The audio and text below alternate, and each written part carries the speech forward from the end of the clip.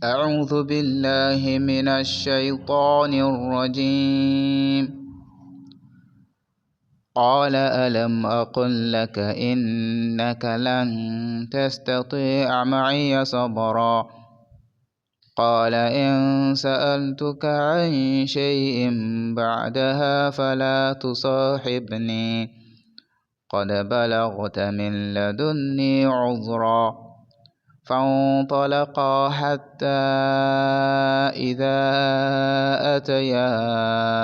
أهل قرية استطعما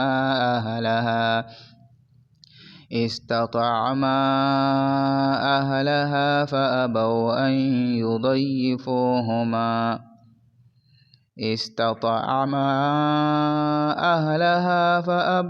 أن يضيفوهما فوجدا فيها جدارا يريد أن ينقض فأقامه. قال لو شئت لاتخذت عليه أجرا. قال هذا فراق بيني وبينك سأنبئك بتأويل ما لم تستطع عليه صبرا. أما السفينة فكانت لمساكين يعملون في البحر فأردت أن أعيبها وكان وراءهم ملك يأخذ كل سفينة غصبا. وأما الغلام فكان أبواه مؤمنين فخشينا أن يرهقهما طغيانا وكفرا. فأردنا أن يبدلهما ربهما خيرا منه زكاة وأقرب رحما. وأما الجدار فكان لغلامين يتيمين في المدينة وكان تحته كنز لهما وكان أبوهما صالحا فأراد ربك أن يبلغا أشدهما ويستخرجا كنزهما رحمة من ربك وما فعلته عن أمري ذلك تأويل ما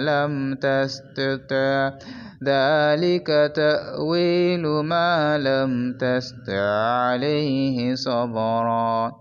ويسألونك عن ذي القرنين قل سأتلو عليكم منه ذكرا. إنا مكنا له في الأرض وآتيناه من كل شيء سببا فأتبع سببا حتى إذا بلغ مغرب الشمس وجدها تغرب في عين هامئة ووجد عندها قوما. قلنا يا ذا القرنين إما أن تعذب وإما أن تتخذ فيهم حسنا. قال أما من ظلم فسوف نعذبه ثم يرد إلى ربه فيعذبه عذابا نكرا. وأما من آمن وعمل صالحا فله جزاء الحسنى وسنقول له من أمرنا يسرا. ثم أتبع سببا حتى إذا بلغ مطلع الشمس وجدها تطلع على قوم لم نجعل لهم من دونها سترا كذلك وقد أحطنا بما لديه خبرا. ثم أتبع سببا حتى إذا بلغ بين السدين وجد من دونهما قوما لا يكادون يفقهون قولا. قالوا يا ذا القرنين إن يأجوج ومأجوج مفسدون في الأرض فهل نجعل لك خرجا على أن تجعل بيننا وبينهم سدا. قال ما مكني فيه ربي خير فاعينوني بقوة أجعل بينكم وبينهم ردما. آتوني زبر الحديد حتى إذا ساوى بين الصدفين قال انفخوا. حتى إذا جعله نارا قال آتوني أفرغ عليه قطرا فما استطاعوا أن يظهروه وما استطاعوا له نقبا قال هذا رحمة من ربي فإذا جاء وعد ربي جعله دكا وكان وعد ربي حقا وتركنا بعضهم يومئذ يموج في بعض ونفخ في الصور فجمعناهم جمعا وأعرضنا جهنم يومئذ للكافرين عرضا الذين كانت أعينهم في انقطاع عن ذكري وكانوا لا يستطيعون سمعا أفحسب الذين كفروا أن يتخذوا عبادي من دوني أولياء إنا أعتدنا جهنم للكافرين نزلا قل هل ننبئكم بالأخسرين أعمالا الذين ضل سعيهم في الحياة الدنيا وهم يحسبون أنهم يحسنون صنعا أولئك الذين كفروا بآيات ربهم ولقائه فحبطت أعمالهم فلا نقيم لهم يوم القيامة وزنا ذلك جزاؤهم جهنم بما كفروا واتخذوا آياتي ورسلي هزوا إن الذين آمنوا وعملوا الصالحات كانت لهم جنات الفردوس نزلا خالدين فيها لا يبغون عنها حولا قل لو كان البحر مدادا لكلمات ربي لنفد البحر قبل أن تنفد كلمات ربي ولو جئنا بمثله مددا قل إنما أنا بشر مثلكم يوحى إلي أنما إلهكم إله واحد فمن كان يرجو لقاء ربه فليعمل عملا صالحا ولا يشرك بعبادة ربه أحدا بسم الله الرحمن الرحيم كافها يا عين صاد ذكر رحمة ربك عبده زكريا إذ نادى ربه نداء خفيا قال رب إني وهن العظم مني واشتعل الرأس شيبا ولم أكن بدعائك رب شقيا وإني خفت الموالي من ورائي وكانت امرأتي عاقرا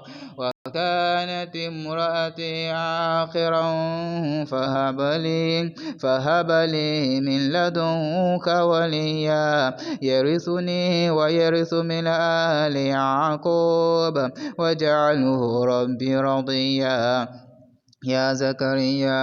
إنا نبشرك بغلام اسمه يحيى لم نجعل له من قبل سميا قال رب أنى يكون لي غلام وكانت امرأتي عاقرا وقد بلغت من الكبر عتيا قال كذلك قال ربك هو علي هين وقد خلقتك من قبل ولم تك شيئا قال رب اجعل لي آية قال آيتك ألا تكلم الناس 3 ليال سويا فخرج على قومه من المحراب فأوحى إليهم أن سبحوا بكرة وعشيا يا يحيى خذ الكتاب بقوة وآتيناه الحكم صبيا وحنانا من لدنا وزكاة وكان تقيا وبرا بوالديه ولم يكن جبارا عصيا وسلام عليه يوم ولد ويوم يموت ويوم يبعث حيا واذكر في الكتاب مريم إذ انتبذت من أهلها مكانا شرقيا فاتخذت من دونهم حجابا فأرسلنا إليها روحنا فتمثل لها بشرا سويا سويا قالت إني أعوذ بالرحمن منك إن كنت تقيا قال إنما أنا رسول ربك لأهب لك غلاما زكيا قالت أنى يكون لي غلام ولم يمسسني بشر ولم أك بغيا قال كذلك قال ربك هو علي هين ولنجعله آية للناس ورحمة منا وكان أمرا مقضيا فحملته فانتبذت به مكانا قصيا فأجاءها المخاض إلى جذع النخلة قالت يا ليتني مت قبل هذا وكنت نسيا منسيا فناداها من تحتها ألا تحزني قد جعل ربك تحتك سريا وهزي إليك بجذع النخلة تساقط عليك رطبا جنيا فكلي واشربي وقري عينا فإما ترين من البشر أحدا فقولي إني نذرت للرحمن صوما فلن أكلم اليوم إنسيا فأتت به قومها تحمله قالوا يا مريم لقد جئت شيئا فريا يا أخت هارون ما كان أبوك امرأ سوء وما كانت أمك بغيا فأشارت إليه قالوا كيف نكلم من كان في المهد صبيا قال إني عبد الله آتاني الكتاب وجعلني نبيا وجعلني مباركا أينما كنت وأوصاني بالصلاة والزكاة ما دمت حيا وبرا بوالدتي ولم يجعلني جبارا شقيا والسلام علي يوم ولدت ويوم أموت ويوم أبعث حيا ذلك عيسى بن مريم قول الحق الذي فيه يمترون ما كان لله أن يتخذ من ولد سبحانه إذا قضى أمرا فإنما يقول له كن فيكون وإن الله ربي وربكم فاعبدوه هذا صراط مستقيم فاختلف الأحزاب من بينهم فويل للذين كفروا من مشهد يوم عظيم أسمع بهم وأبصر يوم يأتوننا لكن الظالمون اليوم في ضلال مبين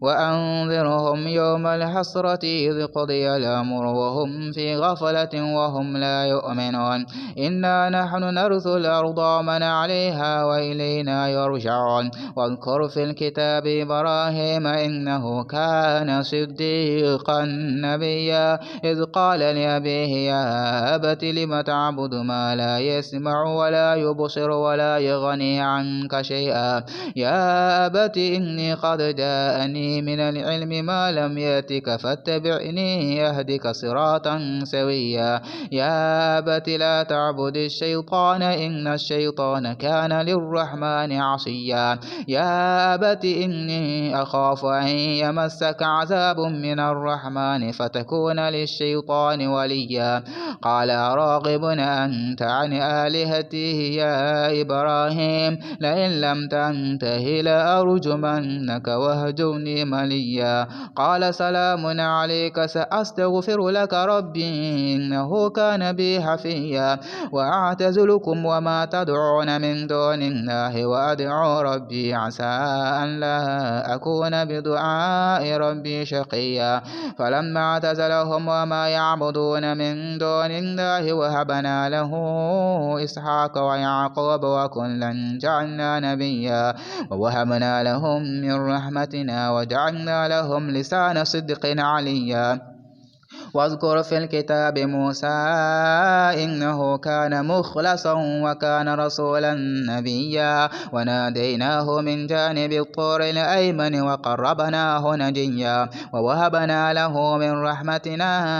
أخاه هارون نبيا واذكر في الكتاب إسماعيل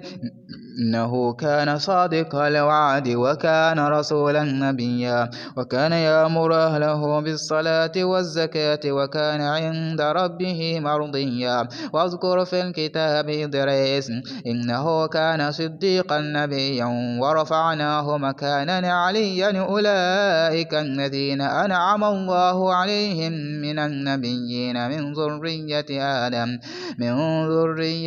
آدم وممن حملنا مع نوح ومن ذرية إبراهيم وإسرائيل وممن هدينا واجتبينا إذا تتلى عليهم آيات الرحمن خروا سجدا وبكيا فخلف من بعدهم خلف أضاعوا الصلاة واتبعوا الشهوات فسوف يلقون غيا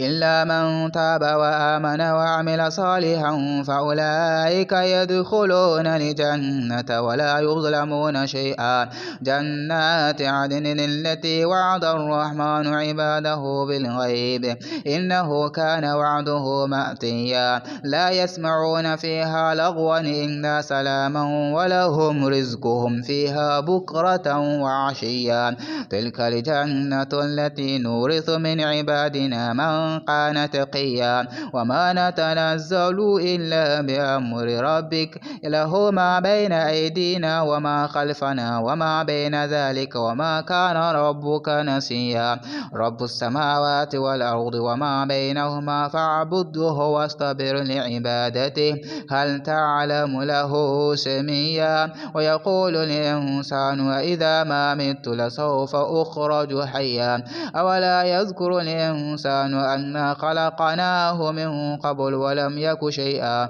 فوربك لنحشرنهم والشياطين ثم لنحضرنهم حول جهنم جثيا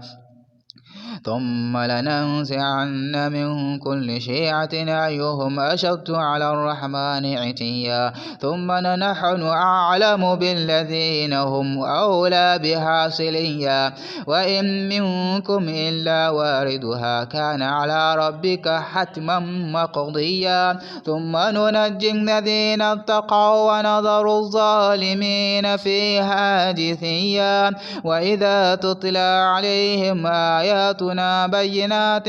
قال الذين كفروا للذين آمنوا أي الفريقين خير مقاما وأحسن نديا وكم أهلكنا قبلهم من قرن هم أحسن أثاثا ورئيا قل من كان في الضلالة فليمدد له الرحمن مدا حتى إذا رأوا ما يوعدون إما العذاب وإما الساعة فسيعلمون من هو شر مكانا وأضعف جندا ويزيد الله الذين اهتدوا هدى والباقيات الصالحات خير عند ربك ثوابا وخير مردا أفرأيت الذي كفر بآياتنا وقال لأوتين مالا وولدا أطلع لغيب أم اتخذ عند الرحمن عهدا كلا سنكتب ما يقول ونمد له من العذاب مدا كلا سنكتب ما يقول ونمد له من العذاب مدا ونرثه ما يقول ويأتينا فردا واتخذوا من دون الله آلهة ليكونوا لهم عزا كلا سيكفرون بعبادتهم ويكونون عليهم ضدا ألم تروا أنا أرسلنا الشياطين على الكافرين تؤزهم أزا فلا تعجل عليهم إنما نعد لهم عدا يوم نحشر المتقين إلى الرحمن وفدا ونسوق المجرمين إلى جهنم وردا لا يملكون الشفاعة إلا من اتخذ عند الرحمن عهدا وقالوا اتخذ الرحمن ولدا لقد جئتم شيئا إكدا تكاد السماوات يتفطرن منه وتنشق الأرض وتخر الجبال هدا أن دعوا للرحمن ولدا وما ينبغي للرحمن أن يتخذ ولدا إن كل من في السماوات والأرض إلا آتي الرحمن عبدا لقد أحصاهم وعدهم عدا وكلهم آتيه يوم القيامة فردا إن الذين آمنوا وعملوا الصالحات سيجعل لهم الرحمن ودا فإنما يسرناه بلسانك لتبشر به المتقين وتنذر به قوما لدا وكم أهلكنا قبلهم من قرن هل تحس منهم من أحد أو تسمع لهم ركزا بسم الله الرحمن الرحيم طه ما أنزلنا عليك القرآن لتشقى إلا تذكرة لمن يخشى تنزيلا ممن خلق الأرض والسماوات العلى الرحمن على العرش استوى له ما في السماوات وما في الأرض وما بينهما ما تحت الثرى وإن تجهر بالقول فإنه يعلم السر وأخفى الله لا إله إلا هو له الأسماء الحسنى وهل أتاك حديث موسى إذ رأى نارا فقال لأهلهم كثوا إني آنست نارا لعلي آتيكم منها بقبس أو أجد على النار هدى فلما أتاها نودي يا موسى إني أنا ربك فخلعنا عليك إنك بالوادي المقدس طوى وأنا اخترتك فاستمع لما يوحى إنني أنا الله لا إله إلا أنا فاعبدني إنني أنا الله لا إله إلا أنا فاعبدني وأقم الصلاة لذكري إن الساعة آتية أكاد أخفيها لتجزى كل نفس بما تسعى فلا يصدنك عنها من لا يؤمن بها واتبع هواه فتردى وما تلك بيمينك يا موسى قال هي عصاي أتوكأ عليها وأهش بها على غنمي ولي فيها مآرب أخرى قال هي عصاي أتوكأ عليها وأهش بها على غنمي ولي فيها مآرب أخرى قال ألقها يا موسى فألقاها فإذا هي حية تسعى قال خذها ولا تخف سنعيدها سيرتها الأولى واضمم يدك إلى جناحك تخرج بيضاء من غير سوء آية أخرى لنريك من آياتنا الكبرى اذهب إلى فرعون إنه طغى قال رب اشرح لي صدري ويسر لي أمري واحلل عقدة من لساني يفقه قولي واجعل لي وزيرا من أهلي هارون أخي أشدد به أزري وأشركه في أمري كي نسبحك كثيرا ونذكرك كثيرا إنك كنت بنا بصيرا قال قد أوتيت سؤلك يا موسى ولقد مننا عليك مرة أخرى إذ أوحينا إلى أمك ما يوحى أن اقذفيه في التابوت فاقذفيه في اليم فليلقه اليم بالساحل يأخذه عدو لي وعدو له وألقيت عليك محبة مني ولتصنع على عيني إذ تمشي أختك فتقول هل أدلكم على من يكفله فرجعناك إلى أمك كي تقر عينها ولا تحزن وقتلت نفسا فنجيناك من الغم وفتناك فتونا فلبثت سنين في أهل مدين ثم جئت على قدر يا موسى واصطنعتك لنفسي اذهب أنت وأخوك بآياتي ولا تفتنيا في ذكري اذهبا إلى فرعون إنه طغى فقولا له قولا لينا لعله يتذكر أو يخشى قالا ربنا إننا نخاف أن يفرط علينا أو أن يطغى قال لا تخافا إنني معكما أسمع وأرى فأتياه فقولا إنا رسول ربك فأرسل معنا بني إسرائيل ولا تعذبهم قد جئناك بآية من ربك والسلام على من اتبع الهدى إنا قد أوحي إلينا أن العذاب على من كذب وتولى قال فمن ربكما يا موسى قال ربنا الذي أعطى كل شيء خلقه ثم هدى قال فما بال القرون الأولى قال علمها عند ربي في كتاب لا يضل ربي ولا ينسى الذي جعل لكم الأرض مهدا وسلك لكم فيها سبلا وأنزل من السماء ماء فأخرجنا به أزواجا من نبات شتى كلوا ورعوا أنعامكم إن في ذلك لآيات لأولي النهى منها خلقناكم وفيها نعيدكم ومنها نخرجكم تارة أخرى ولقد أريناه آياتنا كلها فكذب وأبى قال أجئتنا لتخرجنا من أرضنا بسحرك يا موسى فلناتينك بسحر مثله فاجعل بيننا وبينك موعدا لا نخلفه نحن ولا أنت مكانا سوى قال موعدكم يوم الزينة وأن يحشر الناس ضحى فتولى فرعون فجمع كيده ثم أتى قال لهم موسى ويلكم لا تفتروا على الله كذبا فيسهتكم بعذاب وقد خاب من افترى فتنازعوا أمرهم بينهم وأسروا النجوى قالوا إن هذان لساحران يريدان أن يخرجاكم من أرضكم بسحرهما ويذهبا بطريقتكم المثلى فأجمعوا كيدكم ثم أتوا صفا وقد أفلح اليوم من استعلى قالوا يا موسى إما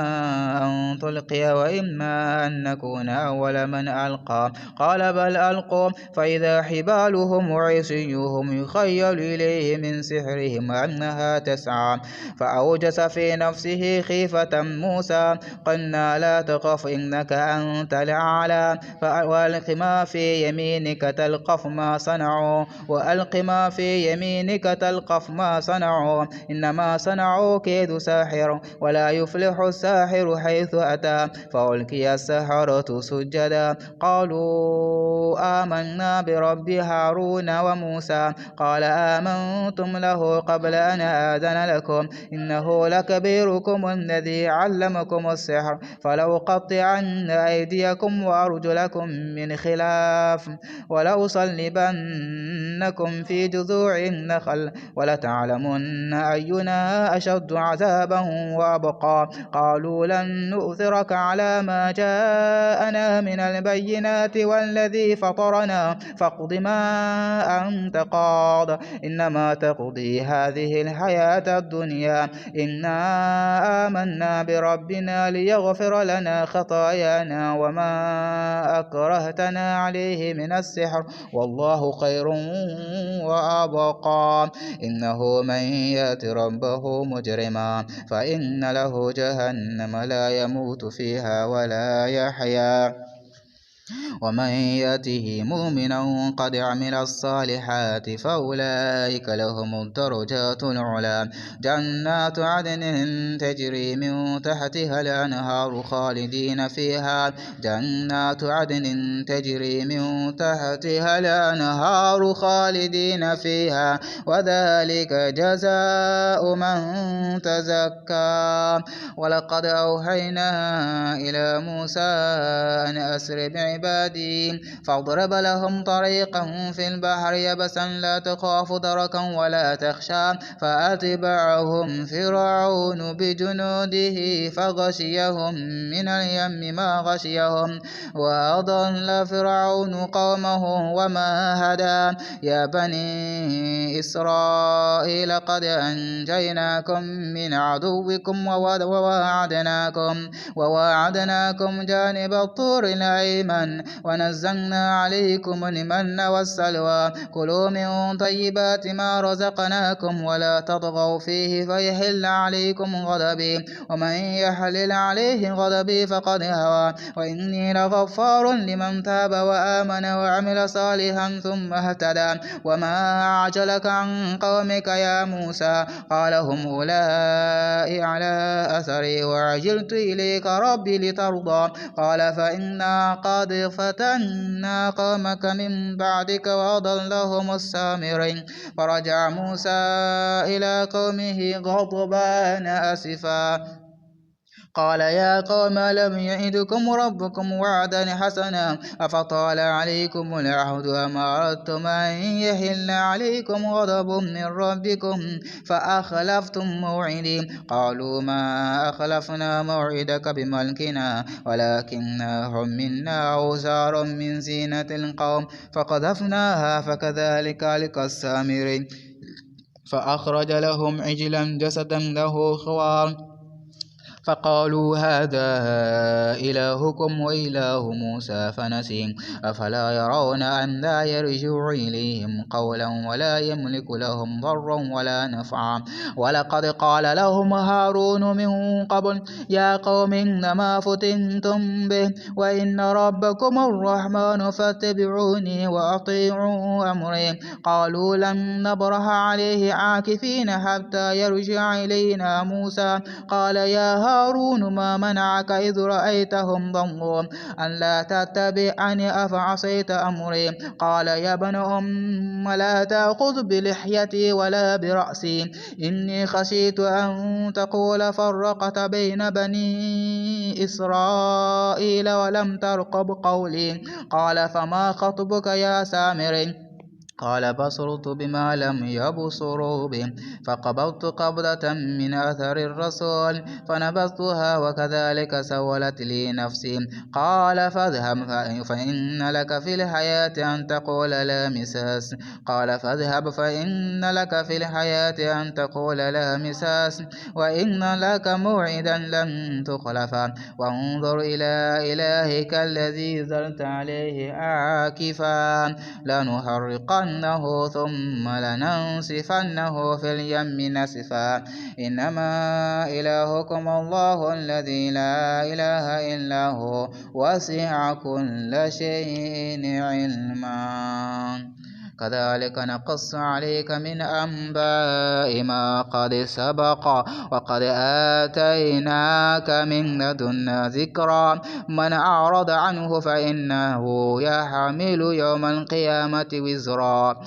خالدين فيها وساء لهم يوم القيامة حملا يوم ينفخ في الصور ونحشر المجرمين يومئذ زرقا يتخافتون بينهم إن لبثتم إلا عشرا نحن أعلم بما يقولون إذ يقول أمثلهم طريقة إن لبثتم إلا يوما ويسألونك عن الجبال فقل ينسفها ربي نسفا فيذرها قاعا صفصفا لا ترى فيها عوجا ولا أمتا يومئذ يتبعون الداعي لا عوج له وخشعت الأصوات للرحمن فلا تسمع إلا همسا يومئذ لا تنفع الشفاعة إلا من أذن له الرحمن ورضي له قولا يعلم ما بين أيديهم وما خلفهم ولا يحيطون به علما وعنت الوجوه للحي القيوم وقد خاب من حمل ظلما ومن يعمل من الصالحات وهو مؤمن فلا يخاف ظلما ظلما ولا هضما وكذلك أنزلناه قرآنا عربيا وصرفنا فيه من الوعيد لعلهم يتقون أو يحدث لهم ذكرا فتعالى الله الملك الحق ولا تعجل بالقرآن من قبل أن يقضى إليك وحيه وقل رب زدني علما ولقد عهدنا إلى آدم من قبل فنسي ولم نجد له عزما وإذ قلنا للملائكة اسجدوا لآدم فسجدوا إلا إبليس أبى فقلنا يا آدم إن هذا عدو لك ولزوجك فلا يخرجنكما من الجنة فتشقى إن لك ألا تجوع فيها ولا تعرى وأنك لا تظمأ فيها ولا تضحى فوسوس إليه الشيطان قال يا آدم هل أدلك فوسوس إليه الشيطان قال يا آدم هل أدلك على شجرة الخلد وملك لا يبلى فأكلا منها فبدت لهما سوآتهما وطفقا يخصفان عليهما من ورق الجنة وعصى آدم ربه فغوى ثم اجتباه ربه فتاب عليه وهدى قال اهبطا منها جميعا بعضكم لبعض عدو فإما يأتينكم مني هدى فمن اتبع هداي فلا يضل ولا يشقى ومن أعرض عن ذكري فإن له معيشة ضنكا ونحشره يوم القيامة أعمى قال رب لم حشرتني أعمى وقد كنت بصيرا قال كذلك أتتك آياتنا فنسيتها وكذلك اليوم تنسى وكذلك نجزي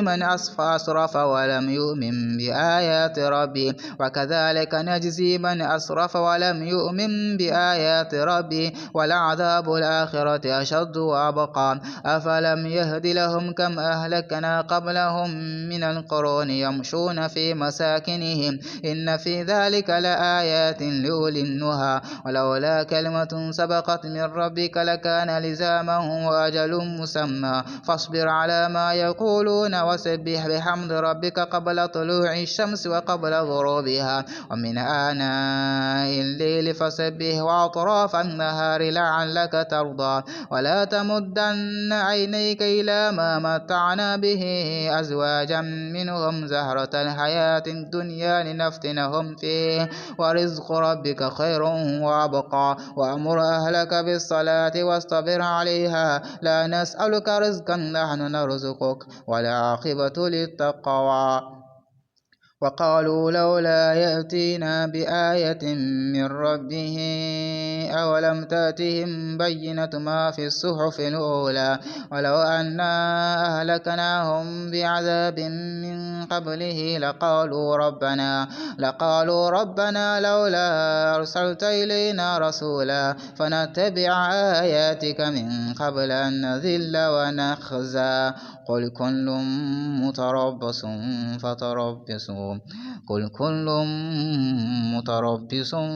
فتربصوا فستعلمون من أصحاب الصراط السوي ومن اهتدى.